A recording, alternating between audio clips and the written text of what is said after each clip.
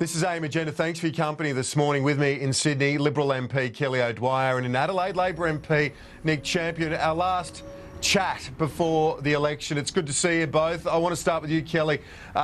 This function last night, everyone was trying to keep a lid on things, Tony Abbott and John Howard and others, but there still was a mood of, looking at the pictures this morning, a very buoyant mood in the room, it seemed. Well, look, Tony was very measured, as was Julie Bishop, as was John Howard. When you're asking the Australian people for their trust and confidence, which we are asking for on the 7th of September, you need to do that in a very respectful way. You need to make the case, and that's what we've been doing. We don't claim anything until the last vote is counted and until we know the result on election day. Let's play you a little bit for our viewers that might not have seen it. Tony Abbott and John Howard speaking last night at that Liberal Party fundraiser in Sydney.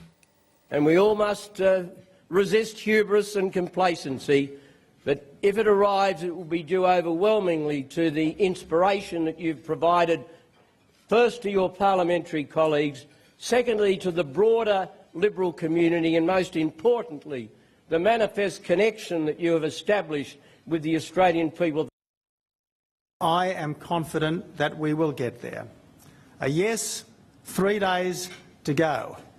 And at the end of 3 years, 3 days doesn't seem that long. But I want to say to you, we are not there yet. Nick Champion, to you, the advice that I've received from sources in Labor is that the internal polling showing things very difficult right around the country. In Adelaide, that the seat of Adelaide is on a knife edge. It's held at the moment by the Minister Kate Ellis on 7.5%, and big swings further afield, including in Wakefield, your own seat.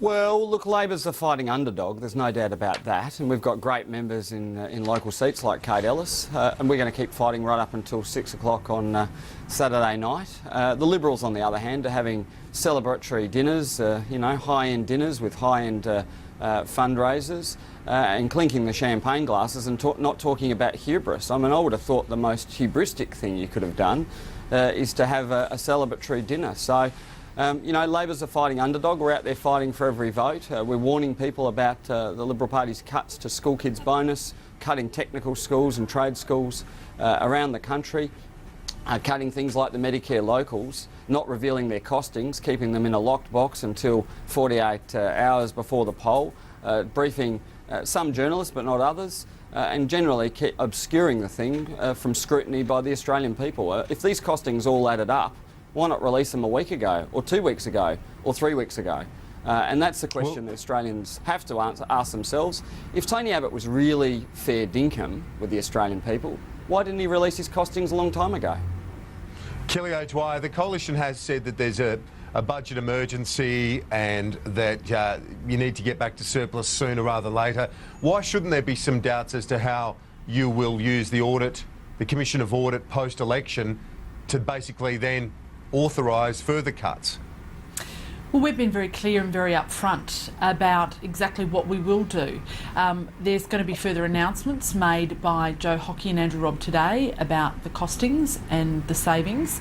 We're going to improve the budget bottom line by more than $6 billion, and we're going to reduce debt by more than $16 billion. Should people be nervous though?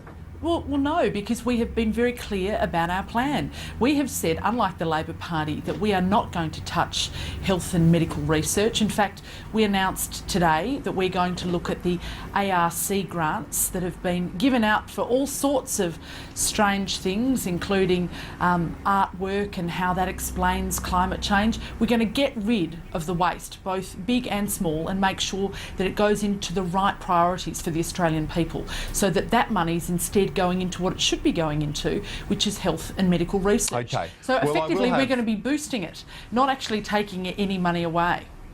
I've got the Shadow Assistant Treasurer, Matthias Cormann, joining me after 9 o'clock on the costings issue. So let's move on from that. Kelly O'Dwyer, I was told yesterday by sources within the Liberal Party and within Labor that your Liberal colleague, Sophie Mirabella, is one Liberal around the country, one of few, but she's looking like she's struggling in the seat of Indi, the Victorian seat of Indi, that the Independent looks like she's going to win that seat. Is that your understanding? Well, look, I think we all know what independents do when they're given a chance to hold power in a government. We all know that they prop up bad governments. We know that they've done that in the past. We've seen that with Tony Windsor and Rob Oakeshott. We know that they would do it again. And this has been one of the worst governments in Australian history because it has been a coalition between independents and between the Labor Party and between the Greens. The Australian people are sick of that, and they've got a clear choice on Saturday to vote for somebody who will be around the cabinet table in the seat of Indi, or they're going to have the opportunity to vote for yet another failed independent. Well, it looks like they're going to vote for the independent, according to the advice that I've received. Margie Abbott this morning was on the Nine Network's Today show. Her daughters have been playing a big role in this campaign, and Margie Abbott said it's been entirely their decision to get involved. Through the 2010 campaign, Bridgie was in Year 12, so was taking very much a backseat role. Louise was at uni, and Francis was first year uni. So they were involved at that time. For 2013, we sat down as we do, and the girls said, "Dad, we want to be involved." Yeah, there's certainly been a boost to the campaign, as has Margie Abbott, but so too Kevin Rudd's family. This is a real trend in our campaigning these days, Nick Champion. Well, look, it's the family's choice about whether they want to be involved in campaigns or not. I do think we have to be careful about, the press scrutiny that might follow for both families. I think, it's a trend that needs to be moderated, I guess, would be my advice to everybody, because, we don't want people's families becoming the target of media scrutiny that's unwelcome. Kelly O'Dwyer, your thoughts on all of that? Well, look, I think both Kevin Rudd's family and Tony's family are perfectly entitled to be involved in the campaign. I actually think it's a positive thing. It gets to demonstrate exactly who they are as a person, because, of course, they know them best. And I think that Tony's girls are great ambassadors for Tony. I think that they are bright, articulate, strong young women who are very independently minded. I certainly know that they give Tony a piece of their mind, as most young women do with their fathers. I'd be another example of that too. But I think it's been tremendous that they've been able to give up their time to be on the campaign trail with Tony, along with Margie, who has been a tremendous support for Tony, not only in this election campaign, but throughout his entire career, and will be into the future, and a wonderful, wonderful first Australian lady, a wife of the Prime Minister, if indeed she gets that opportunity on the 7th of September. Finally, the minor parties, Nick Champion. It looks like, particularly in Queensland, the Palmer Party is polling about 8%. These could throw up a few sort of wildcard results, particularly in the Senate. They might even pick up a spot.